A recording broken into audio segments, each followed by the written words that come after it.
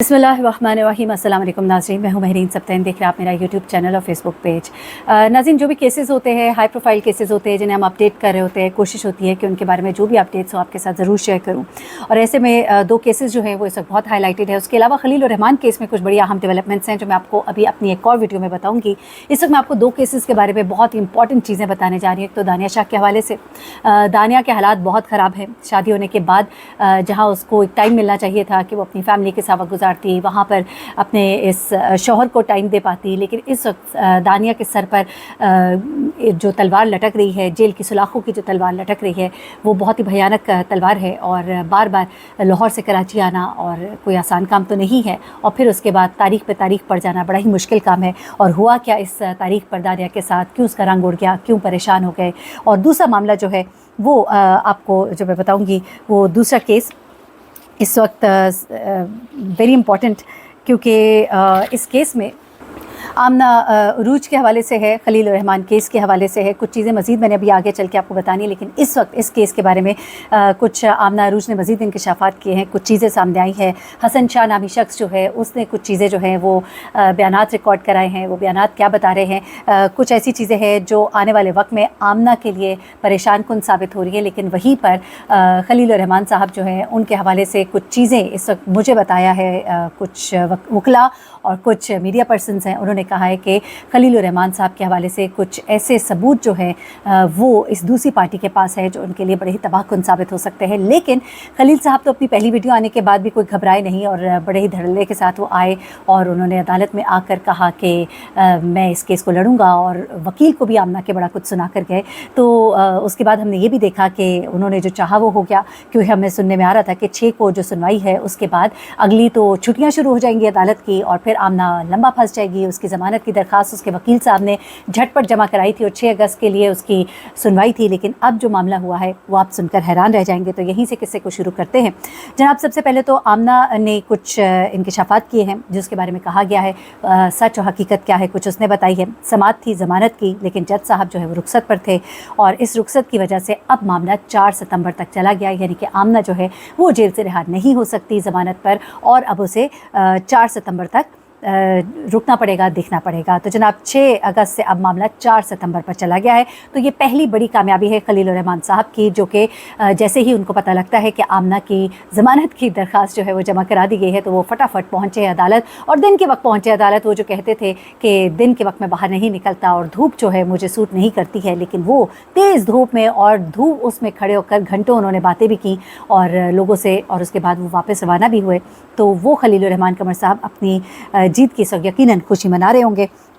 और उसके बाद अगली चीज़ जो है वो जनाब ये हुआ कि इंसदाद दहशतगर्दी की अदालत ने मुल्ज़िमान का मज़ीद 10 दिन का जिस्मानी रिमांड दे दिया है, क्योंकि पुलिस ने ये अदालत को बताया कि अभी हमें बहुत सी चीज़ें इनसे निकलवानी है। 1 करोड़ का मामला है और बहुत से मामलात हैं, तो हमें जिस्मानी रिमांड जो है वो दरकार है। जिसके बाद इंसदाद दहशतगर्दी की अदालत ने 10 दिन का जिस्मानी रिमांड दे दिया है। अब उसके बाद हसन शाह जो है उसे भी अदालत में पेश किया गया था, और हसन शाह को सर पर कपड़ा डाल कर लाया गया था। और हसन शाह जो है ये मेन कैरेक्टर है जिसके बारे में आमना ने भी इल्ज़ाम लगाया कि उसने मुझे डबल क्रॉस किया है। हरगिज़ ये तय नहीं पाया था कि वो इनको कोई अगवा करेगा, लेकिन उसने ये सब कुछ किया, ये मेरी मर्ज़ी के बरखिलाफ़ किया। दूसरी जानब हसन शाह जो है उसने ये कहा कि आमना ने हमसे मदद की दरख्वास्त की थी और हमने इस तरह से इसको पकड़ा और हमने इसे कहा कि हमें वीडियोज़ दो, और उसके बाद उसने कहा कि मेरे पास ऐसी वीडियोज़ हैं जो इसको तबाह कर देंगी। और उसमें से एक वीडियो उसने अपनी गिरफ्तारी से ऐन कबल जो है वो लीक कर दी, मुबैना तौर पर कहा जा रहा है कि उसने लीक की। और उस वीडियो के अंदर खलील और रहमान कमर साहब इंतहाई गैर मुनासिब अंदाज में दिखाई देते हैं। ज़्यादा उसकी डिटेल में जाने की ज़रूरत नहीं है। लेकिन उसके बाद क्या होता है जनाब कि खलील और रहमान कमर साहब एक्सपेक्ट कर रहे थे लोग के कहेंगे झूठी है, जाली है, लेकिन उन्हें पता है कि अब सब चीज़ें जो है वो मालूम हो जाती हैं, फॉरेंसिक में सामने आ जाता है। तो उन्होंने कहा कि ये वीडियो तो सच है, लेकिन मुझसे गन पॉइंट पर बनवाई गई, जिस पर लोगों ने तरह तरह के कमेंट्स किए, लेकिन वल्लाह आलम। अब उसके बाद जनाब आमना ने पहले तो ये क्लेम किया था कि ये वीडियो मेरी नहीं है। अलबत्ता पुलिस कहती है कि इस वीडियो में आमना ही है। आमना ने कहा कि हाँ, मैंने एक वीडियो इनके साथ बनाई थी सिर्फ़ और सिर्फ इन्हें ट्रैप करने के लिए, ताकि ये मेरी वीडियोस वापस कर दें, जो कि इनके पास ऐसी मौजूद हैं जो कि कुछ चेंजिंग रूम की वीडियोस थी जिनकी बिना पर ये मुझे हरास कर रहे थे या मुझे ब्लैकमेल कर रहे थे। यहाँ पर आमना का कहना था कि मैंने एक वीडियो ज़रूर बनाई थी, लेकिन ये वो वीडियो नहीं है, जबकि खलील रहमान कमर साहब और पुलिस का क्लेम है कि ये वीडियो जो है इसमें आमना ही मौजूद है। खलील रहमान कमर ने अलबत्ता ये क्लेम किया कि मुझसे ये वीडियो गन पॉइंट पर बनवाई गई थी। उसके बाद आगे चलते हैं तो हसन शाह जो है वो ये कह चुका है और उसने अभी ये भी बताया है कि मज़ीद वीडियोज़ भी इनकी मौजूद है और कुछ ख़वातीन जो है वो सामने आने को तैयार हैं और ये केस जो है अब हनी ट्रैप से ब्लैकमेलिंग के केस की तरफ जाता हुआ दिखाई देता है, क्योंकि ये सुनने में आया है कि हसन शाह ने पुलिस कस्टडी में ये बात भी कही है कि अभी वो जब ख़वातीन सामने आएंगी और इनके खिलाफ केस करेंगी ब्लैकमेलिंग का, तो फिर ये मेरे पाँव पकड़ते नज़र आएंगे। तो देखिए कि वाक़तन खलील रहमान कमर साहब पाँव पकड़ते नज़र आते हैं या ये फिर उनके पाँव पकड़ते नज़र आते हैं, क्योंकि हसन शाह का एक बहुत बड़ा ये क्लेम सामने आया है कि अब आने वाला वक्त जो है वो केस का पासा पलट देगा और खलील रहमान कमर जो है वो अब कटहरे में खड़े होंगे और वो जवाब देंगे कि वो औरतों लड़कियों के साथ क्या उनके, क्योंकि उनका ये कहना है हसन शाह का कि दूध के धुले हुए तो खलील रहमान कमर साहब भी नहीं है और अब जब वो ख़वातीन सामने आएंगी तो इनको जवाब देना पड़ेगा और उल्टा इनके ऊपर अब केस बनेगा। तो ये बहुत ही इंपॉर्टेंट डेवलपमेंट थी। मैंने आपको बताया जैसा कि अभी कुछ दिन पहले मैं एक इंटरव्यू देख रही थी, उसमें भी इनकी बहन ने भी बहुत सी चीज़ें बताई, वो वही चीज़ें रेपिटेशन है जो कि पहले भी हो चुका है। बहन है आमना रूज की कि किस तरह से लोग आए, उन्हें रखा गया और उन्हें मारा पीटा गया, वो तमाम चीज़ें। और दानिया ने भी अब ये क्लेम किया है, आमना ने ये क्लेम किया है कि मेरे पर्स में से 35,000 रुपया था। जब मेरा पर्स और मोबाइल इन्होंने उठाया तो उसमें उन्होंने खुद ऊपर पैसे डाल के उसे 50,000 बना दिया और मेरा मोबाइल भी अब इनके पास ही है। वो मोबाइल अगर मुझे मिले तो उसके अंदर बहुत सी चीज़ें हैं और अगर उस मोबाइल का फॉरेंसिक कराएं तो आपको पता लगेगा कि वो वीडियोज़ अगर इन्होंने डिलीट की हैं तो वो भी मिल जाएंगी और वो खलील रहमान कमर की साख को बहुत बुरा नुकसान पहुँचाएंगी। ये भी एक बड़ा बयान जो है सामने आ रहा है कि आमना रूज जो है वो दे चुकी हैं। अब आ जाते हैं जनाब दूसरी खबर की तरफ। दूसरी खबर दानिया शाह के हवाले से है।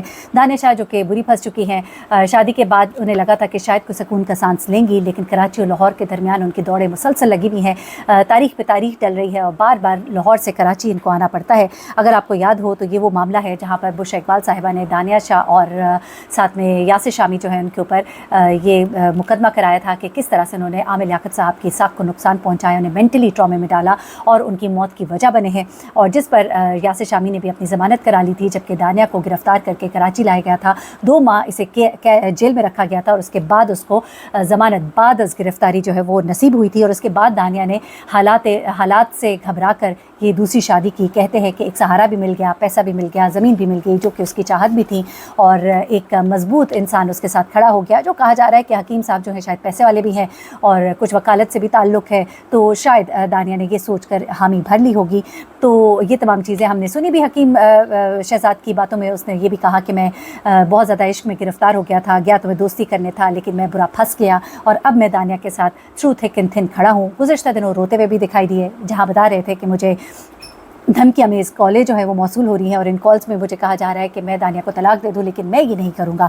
अब दानिया जो है उसे यहाँ पर अदालत में पेश होना पड़ा और इस पेशी में वो बहुत सी बातें जो है उन्होंने कही, जिसमें कुछ तो चीज़ें थी, मैं बल्कि माज़रत के साथ थोड़ा सा डिट्रैक्ट हुई। मैं आपको बताती हूँ कि कुछ चीज़ें जो हैं वो ऐसी हैं कि जिनकी वजह से अब इनको दोबारा से आना पड़ेगा।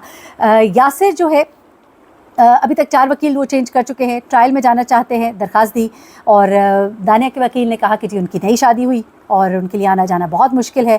फ़र्द जुर्म आयद की जाए, फ़र्द जुर्म में ये होता है कि जनाब आपसे फिर कहा जाएगा कि क्या आप इस पर इकरार करते हैं, जुर्म को मानते हैं। सहते जुर्म से अगर इनकार करते हैं तो मामला फिर आगे बढ़ता है और फिर मामला आगे से आगे जाते हैं। अब ये मामला जो है जनाब कुछ पेंडिंग ही है और मामला जो है सिमटता हुआ दिखाई नहीं देता है और 22 अगस्त को इन्हें पेश होने का हुक्म दिया गया है और यहाँ पर अब देखते हैं कि अगला मामला क्या होता है, क्या उसके बाद अगली तारीख दी जाएगी और दानिया जो है उसे दोबारा लाहौर से कराची आना होगा। हालात बड़े मुश्किल है उसके लिए और दिखाई कुछ ऐसा देता है कि बुशरा इकबाल साहिबा का पलड़ा भारी है, क्योंकि उनके पास बहुत से ऐसे शवाहिद और सबूत मौजूद हैं जो दानिया के लिए कुछ आसान जो है दिखाई नहीं देते और यासिर शामी साहब भी बड़ी मुश्किल में दिखाई देते हैं। वो ज़मानत तो उन्होंने कराई लेकिन अभी भी उनके लिए मामला इतने सादा नहीं है, क्योंकि बुशरा इकबाल साहिबा जो है केस से पीछे हटने वाली नहीं है। अपना बहुत ख्याल रखिएगा, दुआ में याद रखिएगा। अल्लाह हाफ़िज़।